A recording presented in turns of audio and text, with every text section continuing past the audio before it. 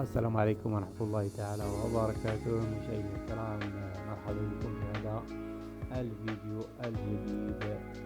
توقعات الهولندي لا زالت مستمرة بعد زلزال تركيا، بعد تنبؤاته بزلزال تركيا وكذلك الزلزال الذي ضرب مؤخرا مملكتنا الحبيبة ومنطقتنا الرائعة الحوز.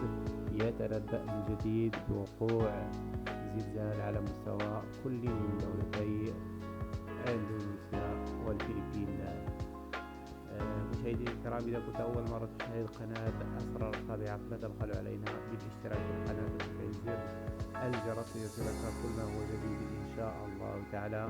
وكذلك كما قال الهولندي، كذلك وقوع هزة زلزالية في كل من البحر الأبيض المتوسط بين البرتغال وإسبانيا وكذلك مملكتنا الحبيبة. اللهم الطف بنا واسترنا في دنياك يا أرحم الراحمين. وتحية طيبة لكم، والسلام عليكم ورحمة الله تعالى وبركاته.